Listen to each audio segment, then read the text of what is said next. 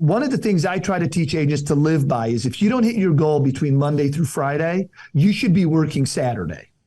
Because Saturday is your makeup day. This is Stay Paid, the marketing podcast that gives listeners a competitive edge to stay motivated, find inspiration, and discover proven real-world tactics from some of the best marketers across the nation.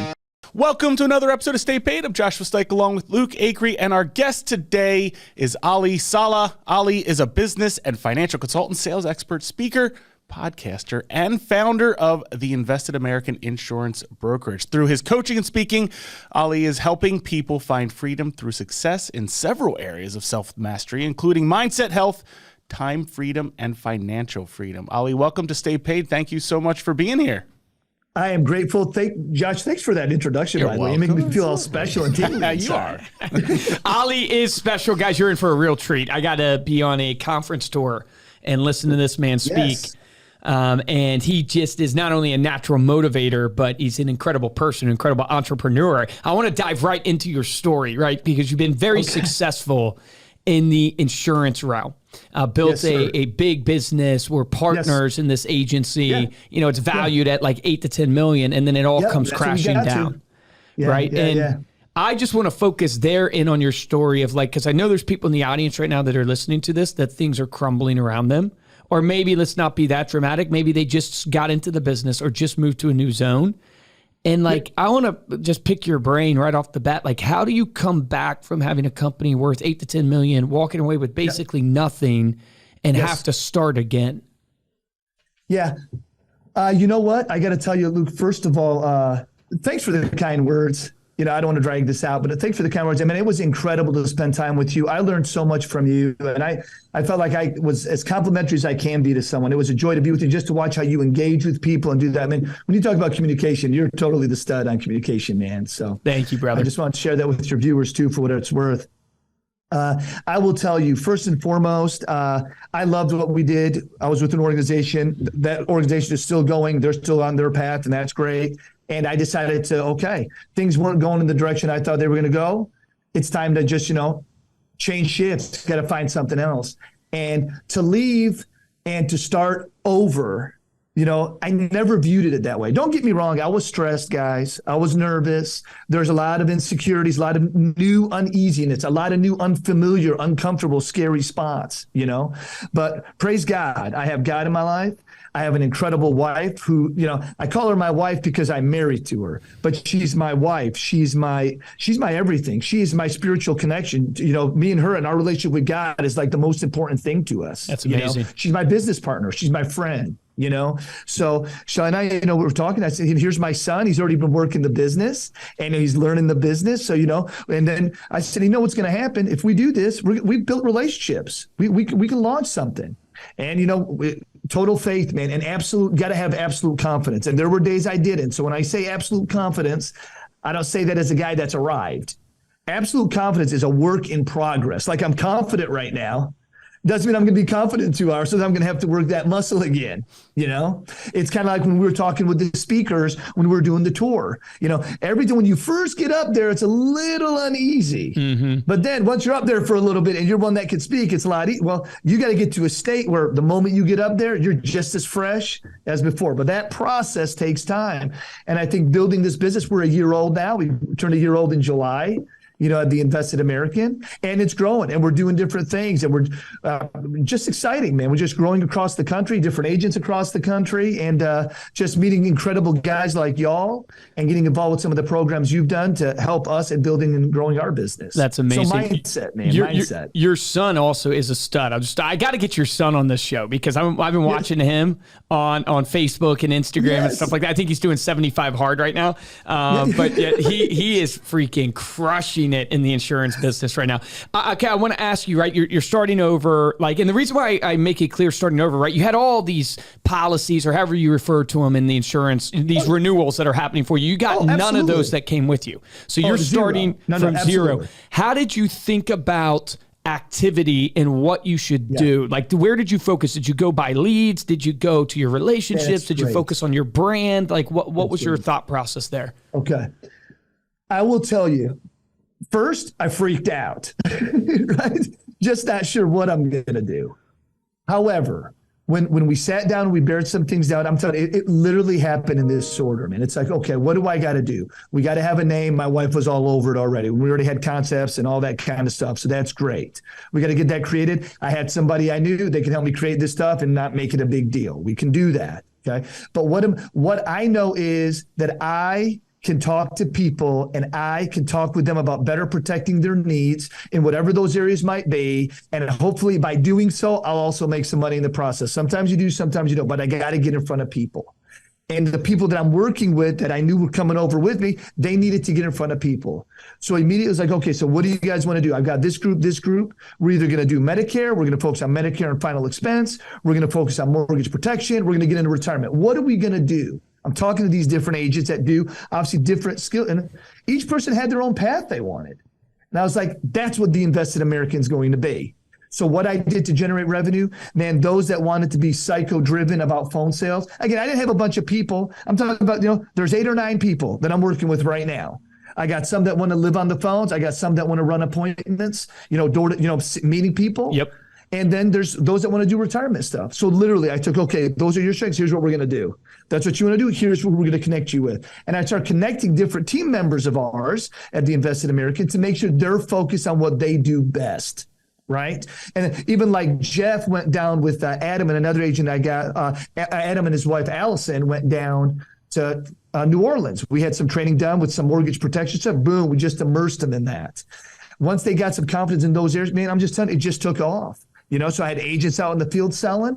And then what did I do? Look, I grew up going to people's houses, booking 5 appointments, getting in front of at least 3, and at least making a sale. I grew up doing that. So that's exactly what I did as I've continued to expand my retirement side of the business. So I'm doing a lot of now business coaching. I do business retirement seminars. That's obviously where I'm really growing the Invested American on the things that I'm doing on the sales side.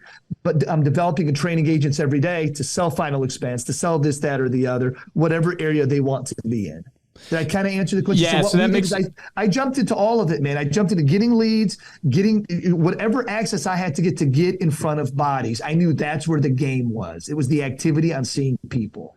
And you basically, so you went and you recruited, if I'm hearing it right, you recruited 9 agents that you had relationship with anyways to come join you. You know what? God hooked me up. I want you to know that I recruited nobody. If I recruited anybody, I recruited my son when we first started. Gotcha. Okay. And he had no choice because he's your son. I mean, he had no he's my choice. son, right? No. I had agents that I had relationships with, both while we were working there together and while they were already gone. But did they ask you to come to your company, or did you just share with them what you were doing, and then they? I was sharing with them. I'll just say, hey, guys, this is this. So whatever's being said, here's the deal. I just walked through the process with them. Yeah. And I had agents that, well, if you're going, I'm gone. Why am I going to stay here? Why would they want to do that though? What do you think attracted them to your agency? What is it that you had brought? What do you think you bring to the table from that standpoint? I am such a believer in people. I think that people know that the truth is, it's what John Maxwell says. Nobody cares how much you know until they know how much you care. That's a fact. I think you've said that in one of your videos a few weeks back. I was like, oh my God, that's great. He said it. It's a fact. Nobody cares how much you know until they know how much you care. And I want you to know that my wife and I, Shelly, we've been in the insurance business since 2009.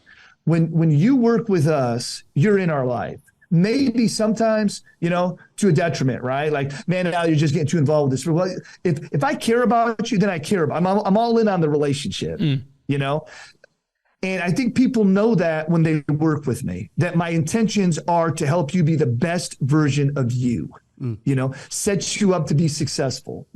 I try to be the motivator. I'm the guy, I'm sending you a message first thing in the morning, make sure that you're fired up and ready to go. I try to always be that guy, and when I was working with other guys, that was also my role, because that's also the strength that I bring. Every one of us as partners had strengths, weaknesses, right? That's just natural, but one of my jobs is to be the cheerleader. And I was a cheerleader, because I'm not just a cheerleader. Like, I've played the game. Like, I play the game. Like, I'm inside the sales room with you. I'm not afraid to do that. Yeah, you're a player's coach. When I train people, I do that today. I'm in there with them. They'll see Allie do great, and then they'll see Allie fumble on the 30-yard line. You know what I'm saying? All of it happens when you're out in the field. How do you drive accountability with like people? Like, I think one of the hardest things about motivation, or at least is what I've seen in my journey, is, I'm a great motivator and influencer, but that means the Achilles heel of that is if you say any bit of anything negative to somebody because they get such a high off of you, the negative feedback, right, goes that much stronger the other direction because they just lean on you for so much positivity. So what have you seen in your career? I will tell you, it's fascinating that you said it that way, because I remember from one of my mentors, he said, Allie, one of your greatest strengths, that's also your weakness, which I'm sure people have heard that in every, success book, your greatest strength could be your greatest weaknesses. You're really attractive in the beginning, and then you could be really ugly later. Mm-hmm. And I'm like, well, what do you mean? Because see, accountability, and I appreciate the intro. That means you guys also visited AllieSaleh.com. That's my coaching site, and it has all that stuff on there. So that's great. But the point I was going to make is that accountability sounds cool in the beginning. Oh man, yeah. I'll meet you at the gym every morning at 6:00. Yeah, man, we're going to run 15 appointments. We're not going to quit. We're going to sacrifice everything on Saturdays. Everything sounds good in the beginning when you say it in your gung-ho. But man, that third week in the gym, it changes the game, doesn't it? Are you still showing up? Are you still as diligent as you were in the first 2 weeks? Because that's what it takes. It's like nothing about this is easy. But in the beginning, it's exciting. But I'll give a simple example. Mentoring a guy, this is 7-8 years ago, and he didn't hit his goal. One of the things I try to teach agents to live by is if you don't hit your goal between Monday through Friday, you should be working Saturday because Saturday is your makeup day. Now, I know OU plays Texas.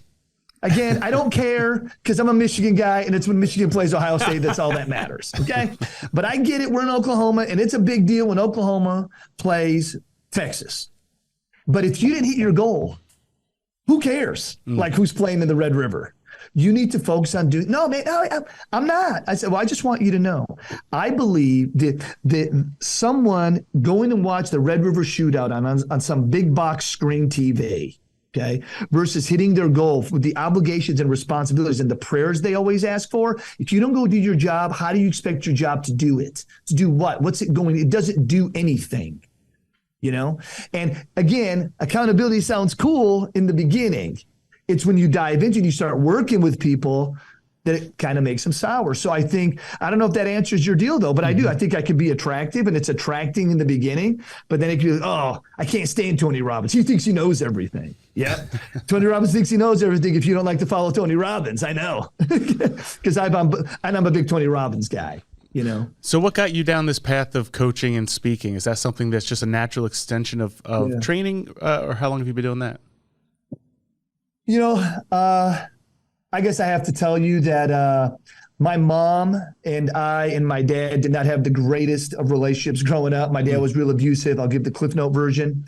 But I want you to know that God throughout my life, without me realizing it at the time, always had cheerleaders around me in the moments. Like if there was ever a bad time in our family, or there's an ugly moment, dad and mom, ugly conflict, or me in conflict with my dad and I, or because it could be physical, verbal, the whole deal, right?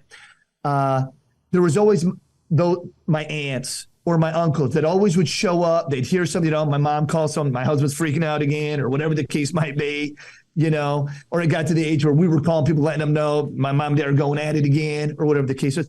I always had aunts and uncles that came by, and they were just always cheerleaders, man, building us up. You guys can't do this in front of the kids. You're trying to, create a good environment for us. But they always built us up. And as I grew up, Josh, you asked that question. And as I grew up, it just continued to happen. So much so that I remember sitting with uncles of mine, right? I'm 18, 19 years old. And they say things like, Ollie, look, you're sharp enough now. You're 18 years old. You're going to college. You can see the good and the bad in everybody. You're just gonna have to make the right choices more than you make the bad choices. They didn't want to undermine my dad, but they also were always giving me that. So I always feel like I've always been getting coached. So much so, God rest my dad's soul. I love my father. I believe he's in a better place. 3 years ago, I go to his funeral, And when we go to the funeral, one of my uncles, who was always giving me counsel, says, "Hey, I need you to help me out over here." And, they were it's a long story. But anyway, he gets on me like I was still, 10 years old. I loved every bit of it, So maybe that's the way that I always embraced coaching.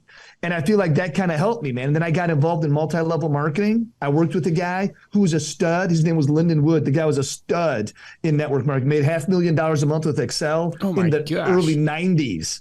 Okay. This guy was a monster. And I got to work with him with his company that he started. My wife and I both had the opportunity. We were just in the multi-level deal and we worked our way up. We had people in our downline. We did those, but we got coaching from this guy and he was masterful. I just, loved it and learned a lot from him. And then from that, moved on.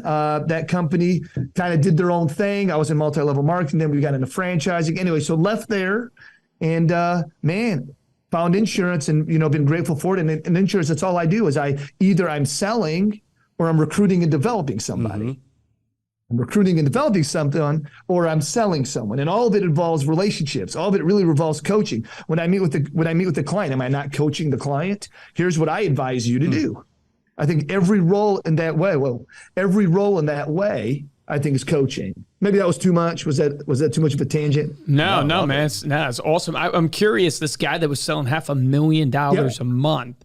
What are some of your one or two key takeaways that he taught you in that time? Man, God, that's a great question.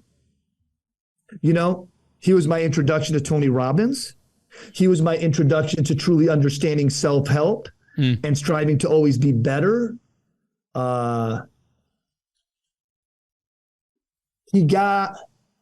think that he was probably the first man that got me to really think big, like opportunities, you could really have things like those people have, I think he was great for those things, Isn't that crazy, man? It's like, you don't realize, I'm just so grateful that, my eyes were open to the opportunity that's out there by people that influence my life. And you realize there's so many people that just haven't been told that they can achieve so much more. They can achieve their dream. They can achieve having the life that the people want. They can fly in first class if they want to, if that's what they want. They can, give what they want to give. Everything's available to them. But so many people have no one in their life that has unlocked that door for them. That has opened up that potential for them. And so they live in this subconscious driven life where literally 90% of their day is just routines, doing the same thing over and over again and not even realizing it. It's almost just like the Matrix. It's crazy. It's crazy when we talk, when I talk with people about, when you talk about health and what you're bringing up here, mental health. And what's interesting, we always hear these stats, right? What percentage of people are millionaires? What percentage of people do this? Or, I'd like to know what percentage of people, became millionaires or built a successful, whatever that definition wants to be, and did it, and it involved at some level of therapy for them. Therapy, because I think therapy is critical. I feel like that's the safe place, for people. Everyone's always afraid of being judged. Everyone's always afraid of what someone's going to think. Oh my God, I tripped. Did anybody see me? Whatever it is, that's how people are, but man, if you could get, with a therapist that you like, that you feel comfortable with, man, and you can talk and share all your demons, that's great. Because those demons are bad and they need to go away, and you need someone to help you with that. So, I think that he taught me that just self-help in every arena of what you do. So I got super psycho just about reading. And, he's the one that introduced me to Tony Robbins. He's the one that introduced me to Robert Kiyosaki. He's the one that introduced me to John Maxwell, right? Once you get in the book grind, and you get all these staples of guys, right? We read the Millionaire Next Door book together. Yeah. You know what I mean? So, but man, I got to say, I think it all comes back to mental focus. There's so much truth there. I get the privilege to be around a lot of successful people, and a lot of them go to therapy, majority, I would say. Yeah. And so there is something there where there's something about the normal person they don't ever stop to meditate and reflect. And there's been a lot of study on this of 70,000 thoughts a day, but most of what you do is just programmed. So you drive from home to work. You don't even remember driving it because it's just literally programmed in your subconscious. Right. You get out of the bed the same way. You eat, you drink your coffee the same way. You do the same routine all day long. And the only way, I shouldn't say the only way, but they say one of the main ways to break that is you first got to recognize what's happening in your subconscious. The only way to recognize what's happening in your subconscious is to actually sit and meditate and actually think about why you do what you do. Yes, and I think therapy causes you to reflect and to think about the things that you do. And a lot of people who talk about therapy, it's like a lot of it goes back to your formational years, like your childhood, of what happened to you at certain times, done by certain people, good, bad, or ugly. That's right. And it shaped your perspective of yourself to where that carries through your whole life. And if you want to change yourself, you got to go deal with your childhood. As crazy as that sounds, you got to go deal with what happened to you to be able to make the change. Yeah. So look, the biggest challenge I had when I did therapy for the first time, I was like 18 years old. Okay. My mom and dad are still married. And I'm just like, okay, I'm just, I can go through school. They got a program. I'm just, I probably need some, I've never had it. Okay. But this is just me being an 18-year-old kid. Well, I go to the therapy session. I cry in the therapy session, okay. And I come home. Well, my dad says, so did you do that therapy thing? And I was like, yeah. He goes, how did it go? So I said, well, Dane, I started crying in it. He goes, yeah, I don't know why you went in the first place. It's so stupid that you went, Only gay people go to therapy, right? I'm just telling you, this is the conversation that my dad's having with me. And I'm like, okay, all right, Dad. So then I just stopped going. Well, it's up to you. I don't give okay. Well, so I stopped going. So, because isn't it crazy though? You want that approval. That approval's critical to you. Even if you think it's diabolical, you still want that approval, man. So my dad says, what type of people go to therapy? So that's obviously, those are weak people. I don't want to be weak because that's what my dad's telling me. So then I stopped going. Years down the road, Shelly and I are married. We've got our own stuff. We're trying to figure things out. We're getting married, having kids, moving, trying to build this MLM business, and we get introduced to a guy who's, a doctor, and he does this kind of stuff. He kind of starts doing some marriage counseling for us. But the biggest problem I had in the beginning was just that, we had to get the baggage off of it's actually okay to do therapy because I've been trained and conditioned now that that's not cool. That's not what you do. But praise God, I'll tell you, I got over that pretty quick. I think I got over that pretty quick because there's been moments in our lives where Shelly was pretty tapped out with Allie, and that was one of them. And then Allie made some changes. Sometimes it's the fear of, what does Tony Robbins say? People either do things, in the regards to be inspired to do something or fear of loss. Yeah, correct. So what motivates you? Are you a hope of gain guy or a fear of loss guy? Well, sometimes with Shelly, she put that fear of loss in there, and it works. That's awesome. Allie, real quick, last question for you. I know we started off this conversation kind of talking about your past struggles and how you overcame that. What would you say to someone who's struggling right now? Struggling, I want to ask you a follow-up question. Struggling professionally in their business or personally? Or were you referencing both? Either. I mean, probably more focused towards the business, but a lot of our business struggles might be rooted in personal struggles. Okay. Yeah, what advice would you give? I guess I would say the same thing I do. I have my own struggles. I have 4 beautiful children. God has hooked me up. They're all incredible. My 3 daughters are in college. My son's a stud working with us. Thank you for the kind words earlier. My wife is amazing. I met her in 8th grade. Right? Like, I ain't got much to complain about, right? I mean, I need to just shut up, be grateful, and move on, okay? But I'll tell you, I have my own stinking thinking. I have my own things. And you know what? What sucks is even when someone's doing really well, sometimes they sabotage that emotional joy. Oh, yeah. And then they still feel like they're still struggling. And, there's a difference between being motivated and really being stressed, And I would just say to anybody that's in the middle of the process of building their business, remember, you've got to water it over and over and over again. You're going to have to put sunlight on it over and over and over again. Then you're going to have to pray over it over and over and over again. And when you do that enough times, using repetition as the mother of all skill, it will grow. Your business will grow, but you've got to invest in you over and over and over. The most critical person in that business to grow is you being the leader, you being the one to make that big difference. Awesome. I would say, man, that's the program. Man. Love it. Good stuff. Thank you so much for coming on the podcast. Before we close out, let people know how they can connect with you. Please and thank you. Again, Allie Saleh, you can reach me on my cell at 918-513-2797. Please call me or text me direct. I promise to get back with you. You can also check us out at theinvestedamerican.com and also look up for me for any of the business coaching and get a free copy of my ebook at alliesaleh.com. ALLIESALEH.com. Thank you both, gentlemen, for allowing me on the show. I've been pumped about it and real eager. Josh, thank you so much. Your energy is always great. And look, I'm just more grateful. More time we spend time together, the more I love you, more I want to just spend more time with you. So thank you guys so much. We appreciate it. Thank you all so much for listening. You can dive deeper to this episode, get those links and that number that Allie mentioned over at staypaidpodcast.com with the show notes.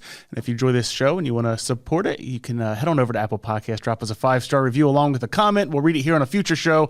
And the best way to show your support is to simply share the podcast with someone that you know. If you want to get hold of me or Luke, you can email us at podcast@remindermedia.com.